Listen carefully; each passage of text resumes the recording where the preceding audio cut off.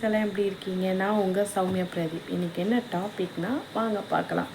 ஏன்னா மாமனார் எங்கள் மாமனாரையும் மாமியாரையுமே நான் வந்து அம்மா அப்பான்னு தான் கூப்பிடுவேன், சரிங்களா? ஸோ நீங்கள் வந்து அம்மான்னு கூப்பிடுவீங்களா இல்லை அத்தைன்னு கூப்பிடுவீங்களான்றதை கமெண்டில் சொல்லுங்கள். நான் ஏன் அம்மா அப்பான்னு சொல்கிறேன்றத ரீசன் சொல்கிறேன், ஓகேங்களா? வாங்க.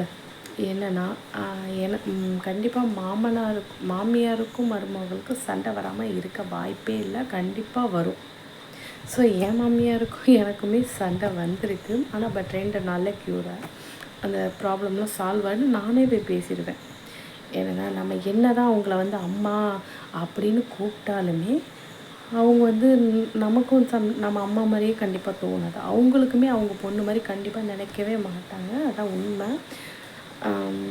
நான் வந்து சண்டை வரும், எப்போயாவது சண்டை வரும், வராமல் தான் இருக்கா, நார்மலாக தான். ஸோ நான் சண்டை வந்தாலும் நான் சம்டைம்ஸ் வந்து பேசாமல் இருக்க முடியாது, ஓகேங்களா? ஒரே வீட்டில் இருக்கும்போது பேசி தான் ஆகணும். சமைக்கும்போது அம்மா இதை எடுக்கவா, இந்த குழம்பு வைக்கவா அப்படின்னு நான் கண்டிப்பாக பேசுவேன். பேசும்போது எனக்கே தோணும், சரி அம்மா தானே, இதில் என்ன இருக்குது அப்படின்னு நானே போய் பேசிடுவேன். சரி விடு, அம்மா தானே, அம்மா எப்படி தானே, நம்ம அம்மா இருந்தாலும் பேசணும் அப்படின்னு தாங்க தோணும். நிஜமாக அப்படி தோணுதான், நான் கண்டிப்பாக மறந்துடுவேன். கோவம் இருந்தாலும் சரி விடு அப்படின்ற மாதிரி தான் நான் கண்டிப்பாக போவேன்.